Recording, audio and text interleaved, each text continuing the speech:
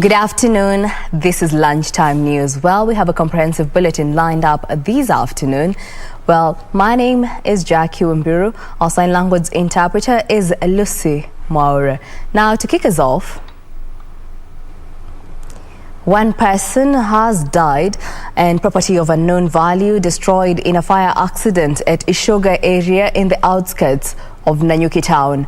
Residents say the fire broke out at around 4 a.m. in the morning and spread fast to other 5 houses in the neighborhood.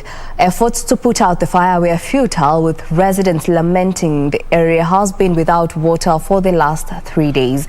They called on Nyeri County government to deploy a firefighting engine to the area, as it is the 7th such accident to occur in this area in the last one. Inaleta hasara maybe ya property, lakini leo imezidi sana kwa sababu tumepoteza msichana mdogo sana wa around 26 years. Ani bibi ya kijana wa muyuthi mmoja anakuwa goalkeeper wa FC Saba. Kwa hivyo tukiwa kama community tumeumia sana. Niomba tu hata wasituambilie mambo ya barabara, wameishi kudanganya mambo ya barabara, wameishi kudanganya sijui watatujengea nini, watuletee simamoto.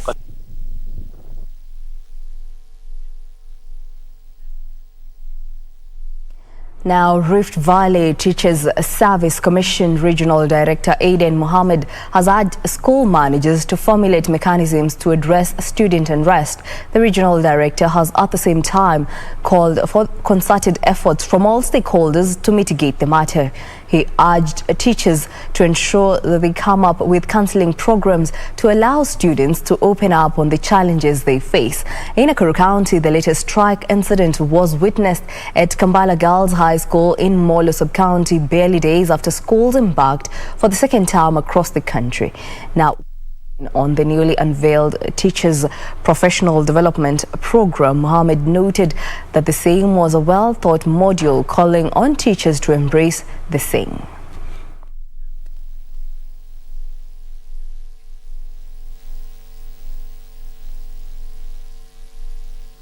These students who are either causing unrest or burning the schools, as parents, as teachers, let's caution them. The teacher in Elgeyo Marakwet will not travel to Nakuru to do TPD. The funds that the teachers also are paying is not that 6,000 at a go.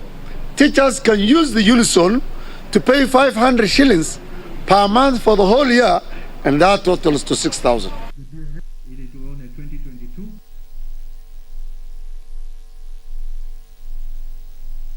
In other news, health workers in Embu County say they will continue with their strike until their grievance is addressed. According to the Kenya National Union of Nurses National Chair Joseph Ngwase, no solution has been forthcoming since the workers downed tolls 3 weeks ago. This and more stories in the County News Roundup. Striking health workers in Embu County are complaining of inadequate medical equipment and non-remittance of statutory deductions. The Kenya National Union of Nurses National Chair Joseph Ngwase is calling for a lasting solution, even as local leaders threaten to sue the county government. And we want to make it clear that we are pursuing these matters that are affecting the community, because we want these solutions to be once and for all. Because remember, if we give good services, that is beneficial to the people we are serving. Elsewhere, 200 university students drawn from University of Nairobi, Electoral and Jomo Kenyatta University of Agriculture Technology will leave the country for Israel for an 11-month agricultural internship organized by the Kenyan and Israeli governments. Being the 5th cohort, it is expected they will join their colleagues who have gone ahead of them to do 2 or 3 things. One, to set up agripreneurship enterprises once they come back, using the practical skills that they acquire through this program in Israel. Finally, girls from pastoral communities in the northern parts of Kenya have been urged to embrace the use of technology as a tool of enhancing interactions. Isiolo Interfaith Network Chairperson Sheikh Hamid appealed to the county and national governments to set aside adequate resources for the education of girls from underprivileged backgrounds. Naomba county government na washirika mbalimbali waweze kutenga rasilimali maalum kushughulikia wasichana ambao wanatoka nyumba ambazo hazijiwezi ili waweze kuendeleza masomo yao.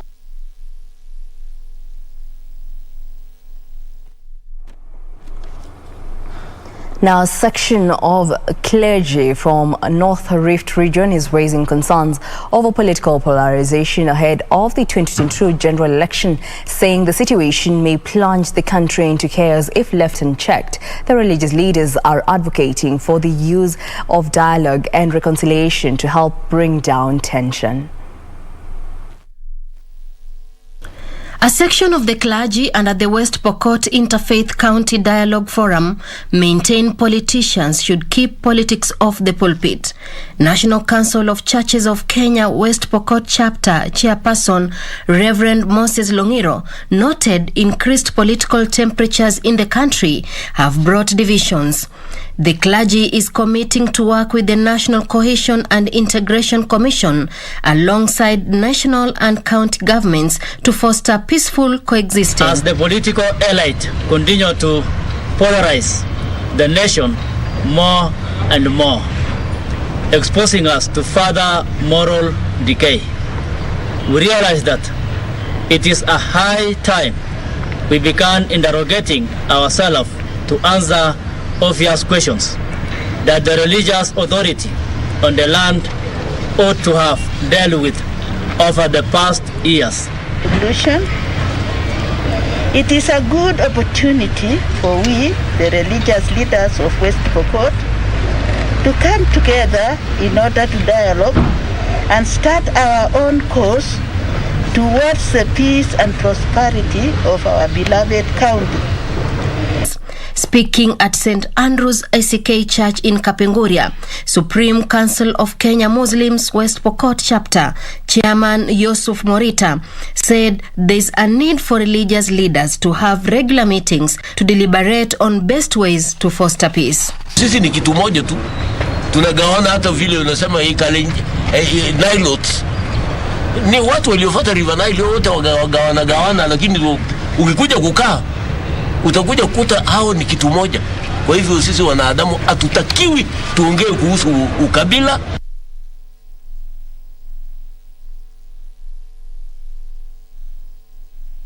Meanwhile, the National Council of Churches Kenya and Migori Youth have resolved to work together towards the promotion of good governance and integrity as the country edges closer to the 2022 general election. The resolution followed a meeting between the church leaders, politicians and youth in Maranatha Church grounds of Migori Town. Led by NCCK Secretary General Canon Chris Kenyanjui and Nyanza Regional Chairman Reverend Professor David Kodia, the youth deliberated on various issues touching on their respective mandates, including the progress realized in the implementation of the Constitution on leadership and integrity. He said the NCCK will encourage churches to sensitize their followers on their civil duty to elect leaders with integrity.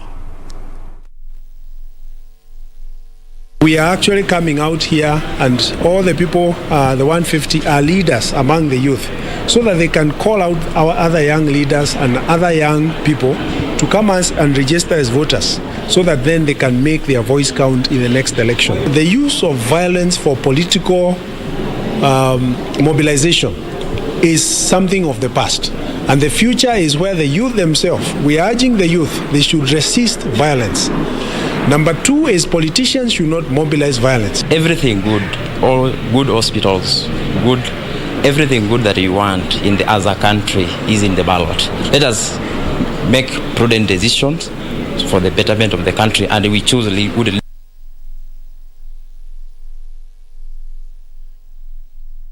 Still in the political arena, former Agricultural Principal Secretary Dr. Richard Lesiampe has officially declared his interest to contest for the Samburu County gubernatorial seat in the 2022 general election.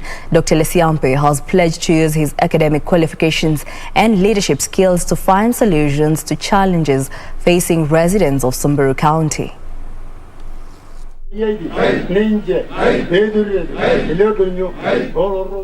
As the 2022 general election fast approaches, Former Agriculture Principal Secretary Dr. Richard Lesiampe is among those who have joined the fray seeking elective seats. Niko na ujuzi wa kujaribu kuhakikisha kwamba kaunti ya Samburu imeinuka na imechukua kipao mbele kati ya kaunti zote za Jamhuri ya Kenya. Representatives of elders from the 9 clans in Samburu met at Soit Post area where they endorsed Dr. Lesiampe to contest for the gubernatorial seat next year. Dr. Lesiampe vowed to bridge the gap in leadership and the economy that the county is facing. My focus in terms of administration is devolution from the headquarters of the county to the villages. And I've done this. Local leaders and residents of Maralal town welcome his move based on his track record in leadership.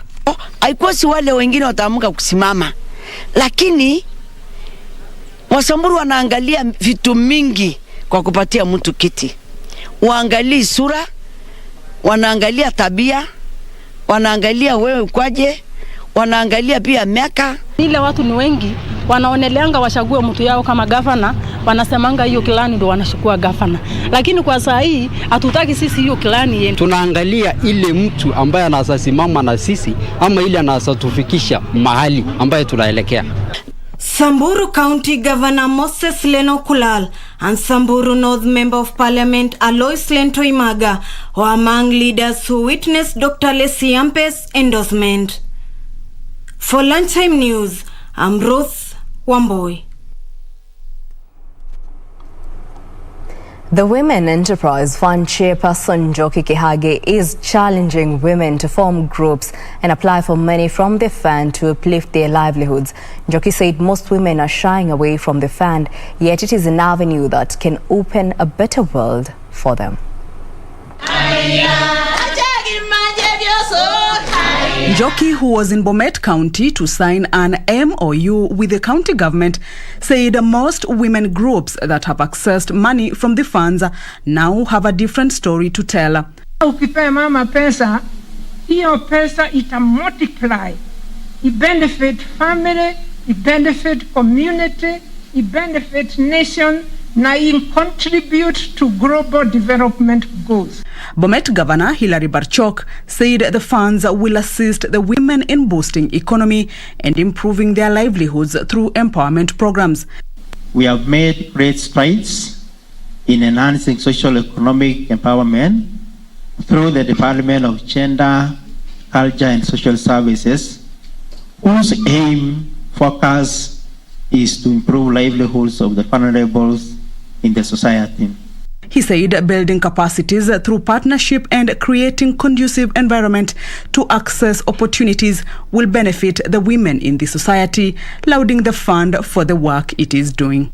As a county government, we are keen on fostering partnership with our new and existing development partners for the betterment of our people.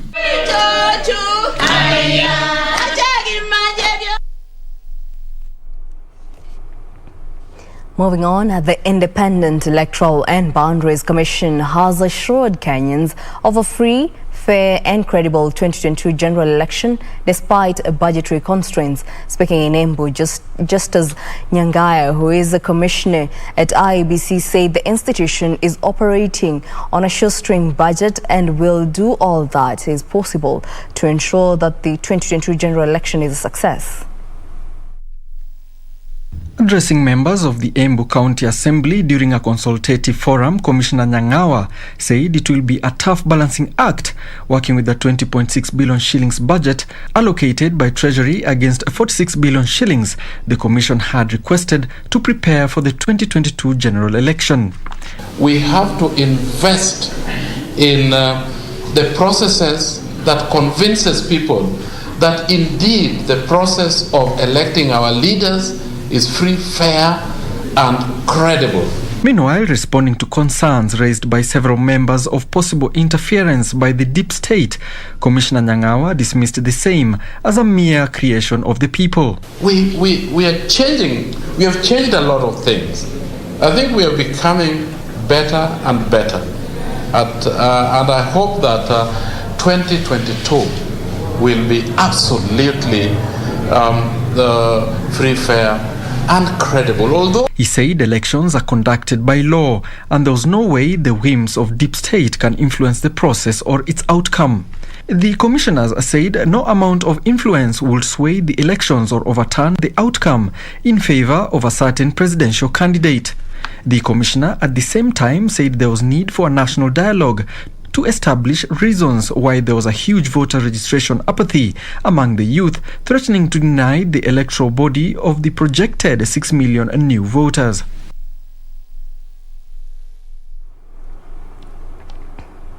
Well, on that note, we'll take a short break. Don't go too far. We have more news coming ahead.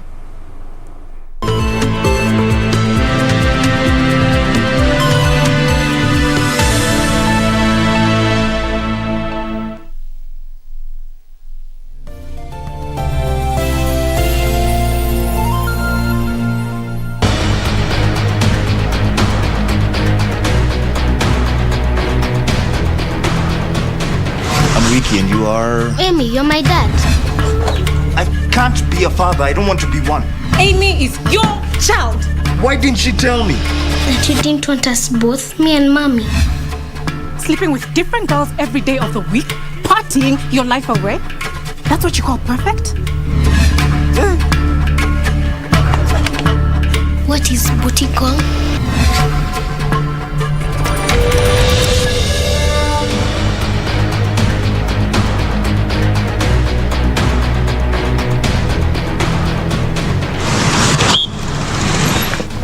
Sebo.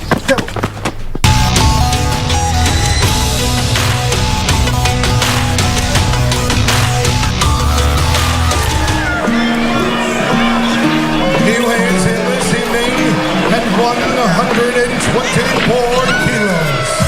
From Monterrey, Mexico. Why do these stream horsemen hold all the gold? Oh my God! They just hit him with a broomstick! No, no, no, no! Doomsday Destroyer! Fagatra!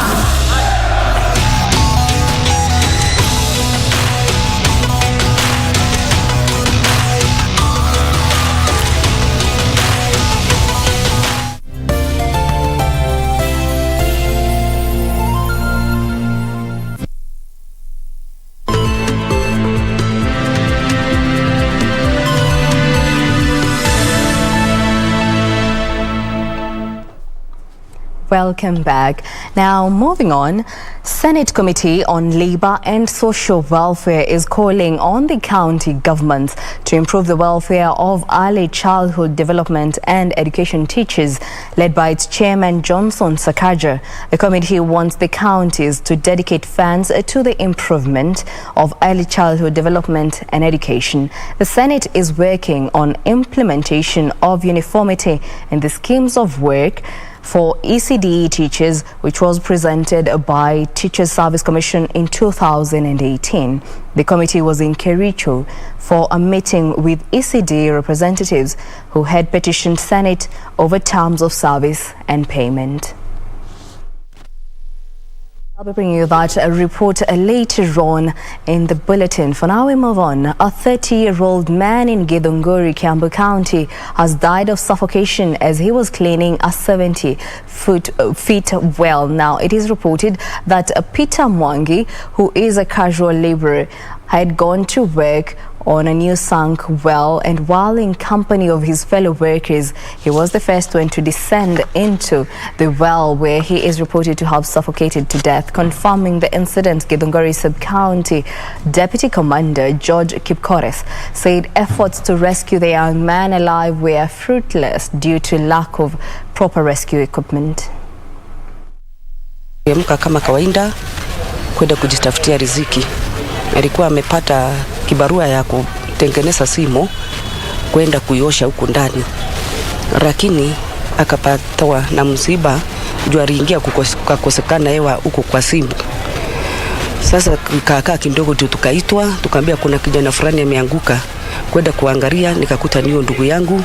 Kwa hivyo niko ni huzuni sana kumpoteza ndugu yangu ambaye nilikuwa nampenda sana. So tungeomba ama kusi wale wafanyikazi wanaofanya kazi kama hizo wakuwe na vifaa bora kabla wajaingia kwa ball kama hiyo, sababu ilikuwa ni futi kama 66 feet. Hiyo huwezi ingia tu bila vifaa. Allow me to take us back where Senate Committee on Labour and Social Welfare is calling on the county governments to improve the welfare of early childhood development and education teachers. Led by its chairman, Johnson Sakaja, the committee wants the counties to dedicate funds to the improvement of early childhood development and education. The Senate is working on implementation of uniformity in the schemes of work for ECD teachers, which was presented by Teachers Service Commission in 2018. The committee was in Kericho County for a meeting with ECD representatives who had petitioned Senate over terms of service and payment. This is a matter that is sticking across the country, where we have not put enough value to these teachers who mold the real foundation of education. Because if you get it wrong at early childhood stage, you will not get it right at primary or at secondary stage. We're happy that the petitioners and the county government and the Public Service Board have agreed on a way forward, including an increment of their remuneration by more than 5,000 shillings and confirmation that is going to be broken down in stages. So Governor, thank you for that. Kericho County will serve as an example to the rest of the country on how we take care of ECD teachers and how we take care of our children, who are the trustees of our country's posterity. Chinese President Xi Jinping has reiterated China's role in defending the authority of the United Nations, multilateralism and international order, and its path of peaceful development. Xi made the remarks in Beijing at a commemorative meeting marking the 50th anniversary of the restoration of the lawful seat of the People's Republic of China in the UN. More than 200 participants attended the event, with the Chinese president hailing the restoration of the People's Republic of China's lawful seat in the UN 50 years ago as a victory of the Chinese people and the world at large. Marking the return of the Chinese people, or 1/4 of the world's population, back to the UN stage, Xi said the restoration of the PRC's lawful seat in the UN came as a result of joint efforts of all peace-loving countries that stood for justice in the world.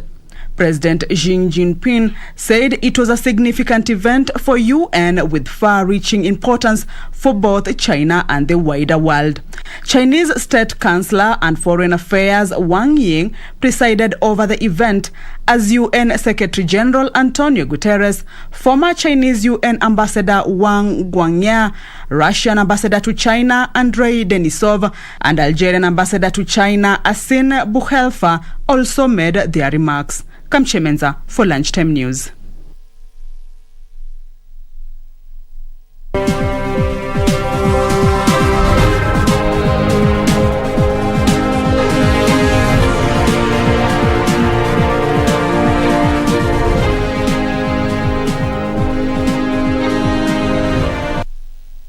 Well, the pastoralists in Isiolo County are ditching livestock keeping following the current drought situations, while pastoral communities are embracing beekeeping as a way of diversifying their livelihood through financial and technical assistance from the county government of Isiolo and the World Food Programme. The herders received materials and training to enable them to sustain their new venture.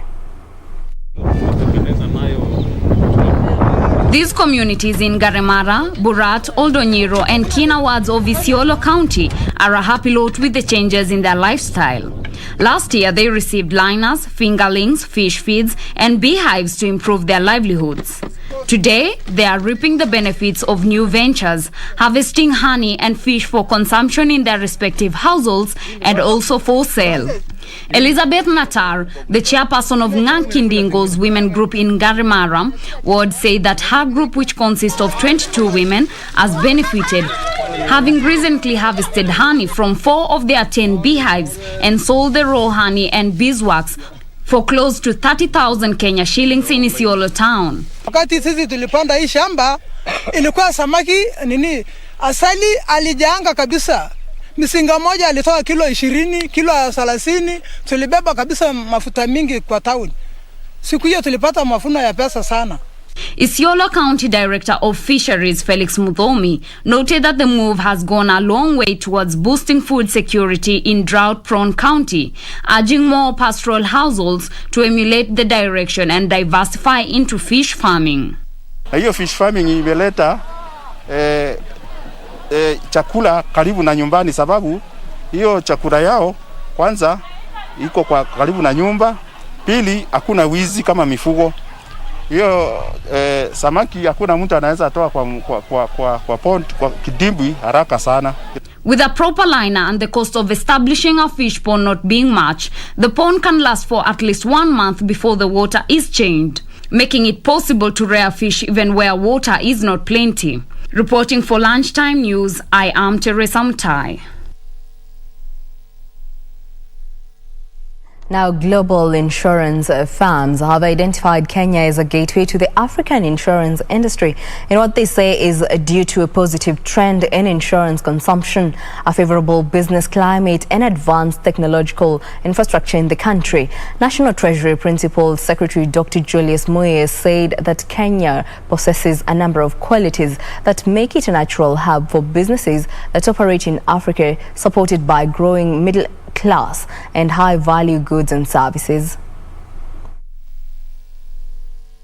Underwriters are optimistic, saying they see demand for insurance growing as the population doubles, with a large appetite for innovative insurance products. They add it is an opportunity for them to deepen their insurance understanding of the sector. What we're finding as we look at the various markets in Africa, including Kenya, is that with increasing prosperity, with economic growth, that the demand for insurance is only getting higher and higher. The government says it is creating a conducive environment by developing a robust economic framework as a gateway for institutions to set base in Kenya. We are going to have to demonstrate how Kenya is going to gain from creating this new environment. We are going to show how Kenya will benefit from offering the incentives that we're going to offer through the NIFC.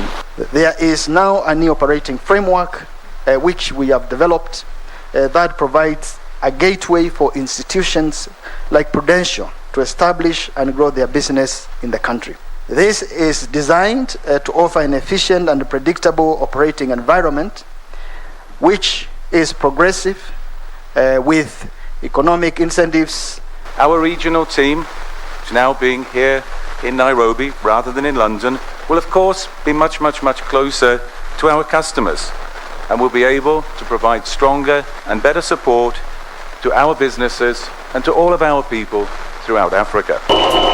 Speaking during the launch of Prudential PLC's Africa office, National Treasury Principal Secretary Dr. Julius Muya urged global firms to also take advantage of a diverse partnership offering through green financing to safeguard against climate change as a unique challenge in the region. It requires coordinated partnerships to mobilize sustainable finance both from the public and the private sectors in order to meet the huge financing and financial challenges that arise. Prudential PLC becomes the first institution to be admitted to the Nairobi International Financial Center.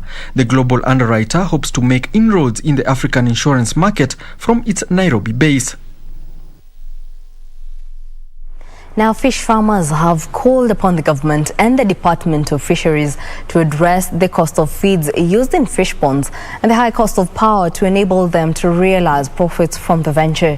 The Assistant Director for Mariculture at the Kenya Marine and Fisheries Research Institute in Mombasa says the high cost of fish feeds mainly stem from high importation costs.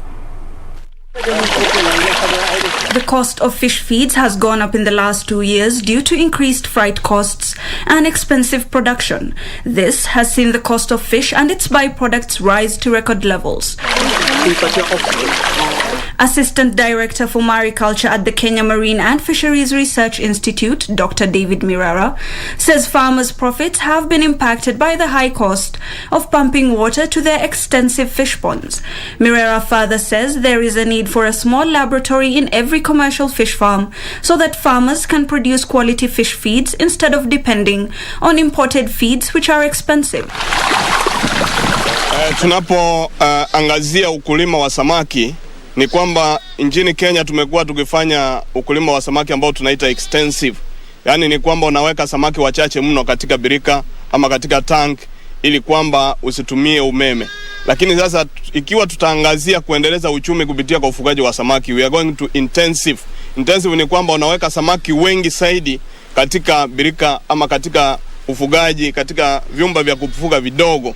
Kwa hivyo yamaanisha kwamba lazima uweze kupiga yale maji kuingiza upepo ili kwamba samaki wako waweze kukua. Amir Abdullah, a commercial fish farmer in Kilifi South Sub-County, says the operational costs are hindering many people from venturing in fish farming. Huwa na katia sukuma na wapatia. Nachanganya na kile chakula nilicho nacho kama wale ambao wako pale na wapatia fattening ya chakula changu, chakula cha kununua pamoja na sukuma zangu. He says that the cost of fish feeds has hit a high of 5,000 shillings for a 25-kilogram bag from a low of 2,000 shillings 2 years ago. Agriculture and Fisheries Committee Chairman John Jacky says the committee is constructing a marine training institute in the county where research and innovation will be conducted to provide locally manufactured fish feeds that will be affordable to farmers. Tukija pale, watu watapata masomo pale kutoka eneo yote ya Kenya, na watu ambao kwa area hiyo wakulima wajipange kutumia institute kupata masomo ya kuweka kama samaki aina zote ambazo ziko huko Kenya, hata ornamental fish, so that also it will be an alternative way of earning their income.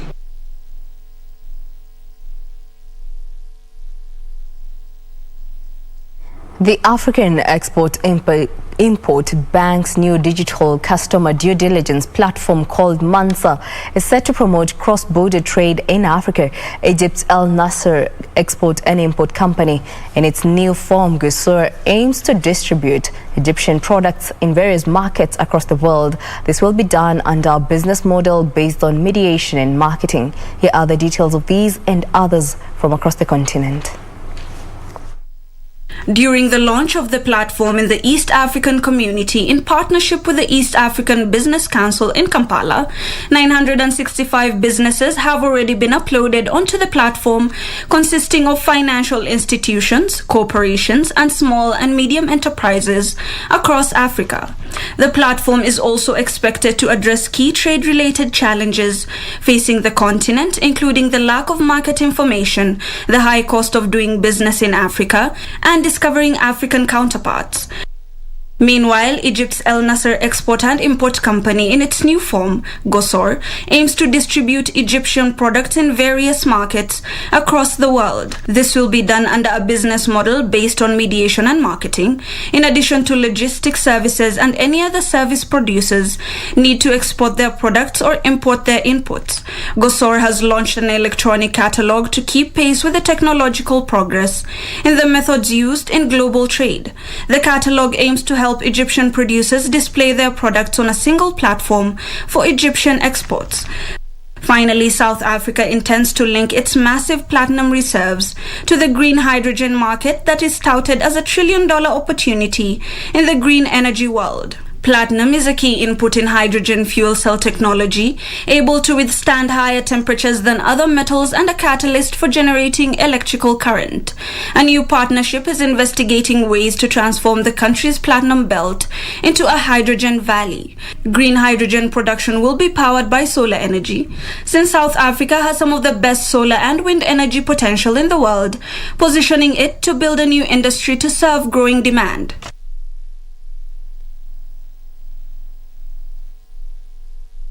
Qatar Energy, one of the world's top liquefied natural gas suppliers, is working on a plan to reinvent itself as a green energy company. The company is working on a framework that will pave the way for Qatar Energy to sell green bonds. Here are the details of these and other stories from across the globe. Qatar Energy is working on establishing an environmental, social and governance framework that will allow it to issue green bonds debt earmarked for environmentally friendly uses.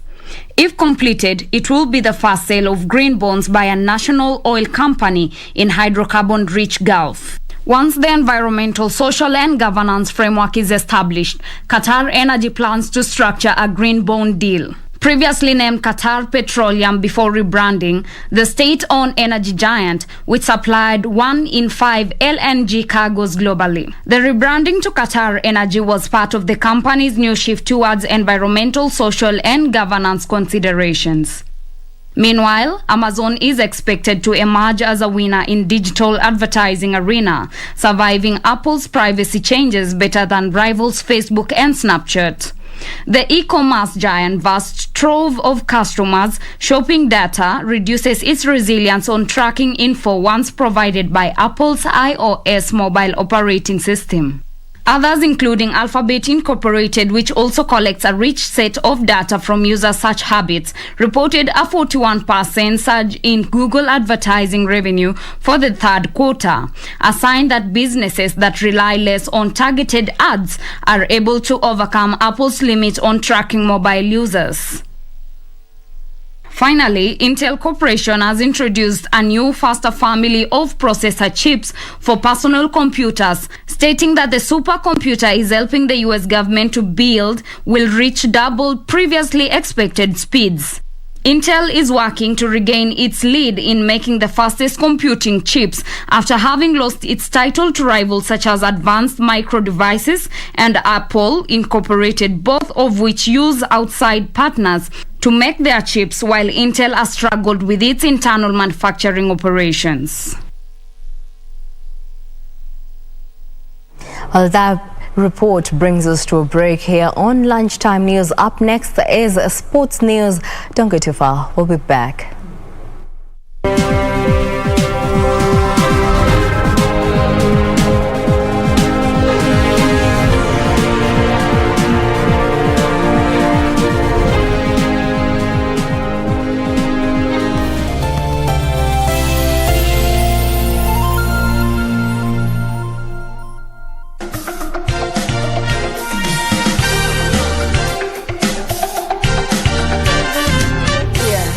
But we knew that we were going to be chosen for our future spouses. Yes. All my request is that you choose someone from the Philippines, Yes. a fellow Filipina. It had to be a Kamba. How did you find that? Immediately, his mother told my mother. My mother Yes. called me. The You mother just know actually there are told 6 me, others. just know you are among the 7 we've listed to the Lord to pick. We chose for our son. I'm like, oh. But anyway, in the Old Testament. Yeah. So me, I stand up with my tears. You know, we're there in front of people. You know.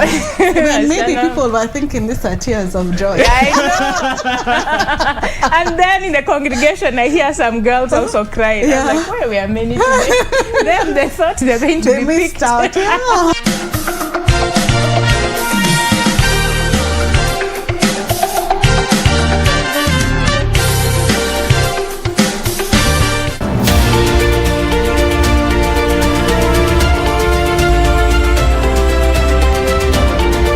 My name is Tony Gashuna, and I'm a wildlife warrior. This beautiful black and white monkey is rare and is found only in the coastal forests of East Africa, as well as in the Congo rainforests. All they need is trees. That's what they eat, that's where they live, that's how they move. Like very simple guys. They are endangered not because of their beautiful pelts. The road has been cut right through the forest, and the monkeys have to cross the road. This is Wildlife Warriors.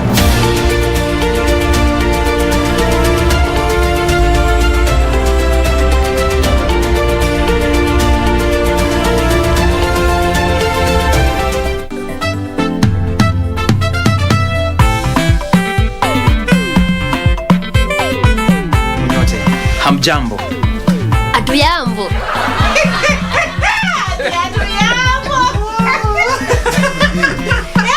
Only shallow people call other people shallow. You are shallow man did not see that Gamene jail here is empty. Shallow Saleku.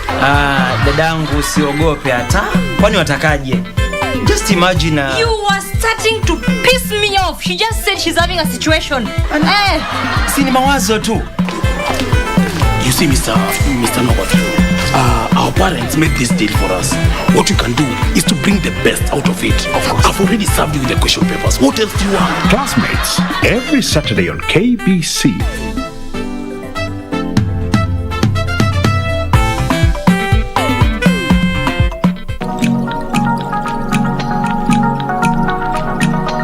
Oh yeah, they've really been behind us. I can tell many countries, even Rwanda, Uganda, they've said it. Kenya, we appreciate they've been calling for the lifting of sanctions, and also collectively at the African Union, they've done so.